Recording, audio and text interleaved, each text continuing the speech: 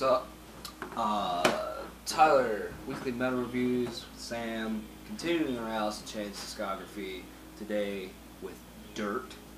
This album came out September 29th, 1992. Pretty much a little over 2 years after they released their first full-length Facelift. So now they're doing their second full-length Dirt. This album had 5 singles. Void, Them Bones, Rooster, Down the Hall, and Anchor Chair, I believe they were. The big, huge songs. This is heralded as Alice in Chains' masterpiece. Just a masterpiece of the grunge music genre, just a masterpiece of music in general. And I could not agree any less. This album is flawless, but we'll get into that.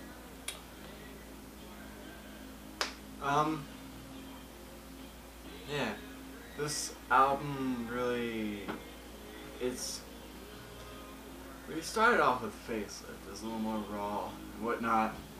Then you have Sap, it's really light. And this album is just, it sets Alice in Chains for what they become, you know. They have some really soft songs, like Rooster is really light, but it's really powerful, and it has a lot of soul behind it. It's about like what was it? Jerry Cantrell's grandfather or uncle, or something like that. But something with the Vietnam War. Right now I'm drawing a blank, but usually I remember this. But yeah. It has like a lot of soul behind it. It's like a lot of the songs on this album really stretch out to a lot of different topics. Whether it's like really depressing, like really sad, or really angry or something, or really like vengeful, or just drug abuse. Because around this time, it's when, I mean, it's common knowledge, I guess, that Lane Staley had a drug addiction. But around this time, it was getting like really bad. Like, this is like the album where it's like, oh shit, we don't know how long we're gonna have this guy with us, because it doesn't look like he's gonna stop anytime soon, and it's starting to get really bad. You know, it is bad before, I guess, but you know, this is the point where it's like, damn.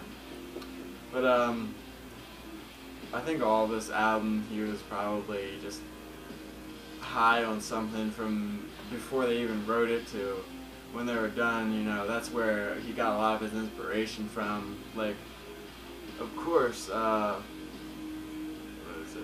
Fuck me. God damn it. I'm looking for Junkhead.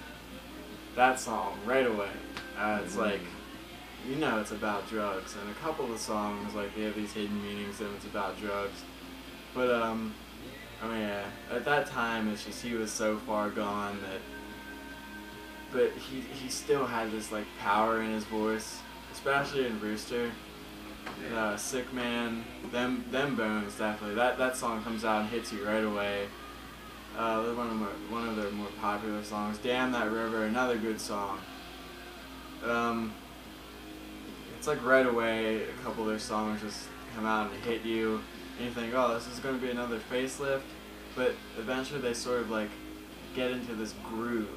You know, like I said about Facelift, a lot of albums, they start off strong, they don't have this dip, but I feel like this album starts off strong and then it like goes up higher for me. It goes around like the 5 to 9 range, where albums usually have this dip in quality. I don't think there's any dip in this album.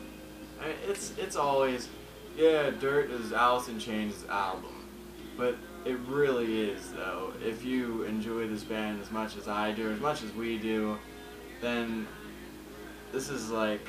It's their master of puppets.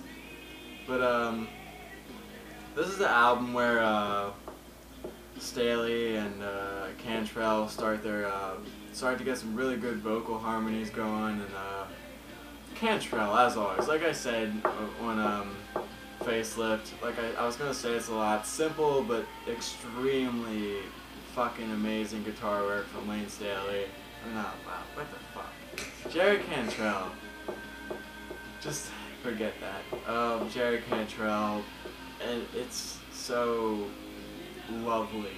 It's so distorted and dirty and really soul-powered shit.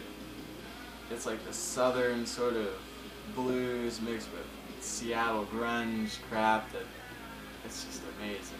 And Lane Staley, like I said, Sean Kinney, great drummer. I love his drumming in Rooster. It's some of the best drumming I've ever heard for like a grunge rock song. But there's not much more that I can say besides. I could just go into every song and say, this is amazing, this is amazing, this is amazing. I can't think of anything that's bad. I could do that for every song on here, but yeah. This is the definition of a flawless album. Every song, every note, every word, everything is so freaking perfect about this. Words cannot do justice to how great this album really is. I feel like me and Sam just sitting here talking about this is just kind of undermining how great this really is. I mean, this is the perfect album. It's my favorite album of all time.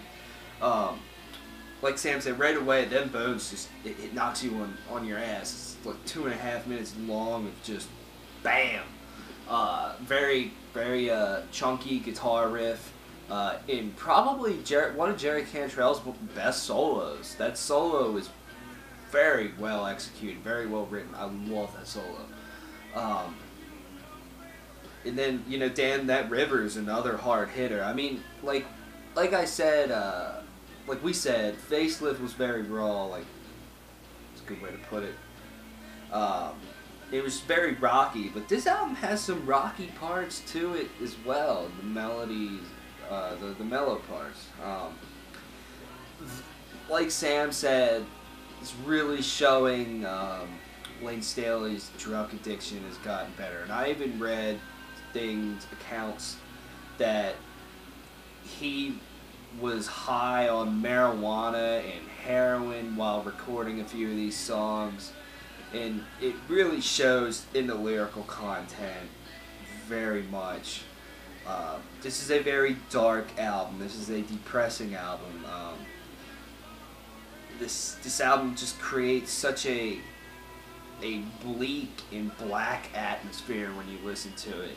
And that's something that I truly love about this album. Just the atmosphere it creates is just incredible. Jerry Cantrell continues his unique guitar work that he always has. Just simple yet beautiful guitar work. Sam said it perfectly. I think a very good example of his simple yet beautiful guitar work is in Down the Hall. There's so much melody in that song, both vocally and in the guitars. That is my favorite song of all time. That is the most beautiful, the most depressing, such thoughtful lyrics. Just, I still get chills when I listen to that song. I've heard it well over 100 times. That is a very, very, very good example of how their guitar work, or not the guitar work, their Lane Staley and Jerry Cantrell's vocal work has just come together. Especially the middle part where Jerry goes back and he sings the first verse and then Lane puts something over top of it.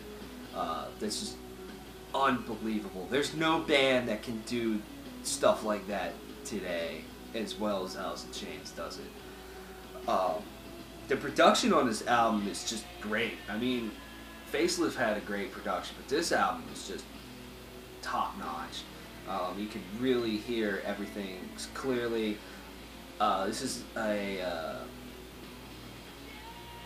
awesome drum performance as well. I really dig the drum work. But like I said, this album is just monstrous. So many great lyrics on here as well. I mean, I feel like I'm just rambling on, and you should just stop and listen to this album because it's just incredible. And there's not one song that's bad on here. Like, there's the radio singles that are just killer. And then even the ones that aren't, Hate to Feel, Godsmack, Damn That River, Rain When I Die, that is a great song. Those, just album just is great from start to finish. There's not one bad part about this. Yeah. The bass in Wood is amazing, and this is Starr's last album with Alice in Chains, because he thought he reached the peak with this band. He thought, this is all I'm gonna do, and he's out of there. Yeah. But it sucks for him. It's Alice in Chains. Yeah. But yeah, this album's flawless. Very flawless. We both highly suggest it. Yeah, if you're looking to get an Alice in Chains, Dirt, do it. Just do it. That's the one that they'll get you into them. Then you can just go into everything else and truly appreciate it. Yeah, just do something and listen to this album. Yes. Don't be awkward. Bye.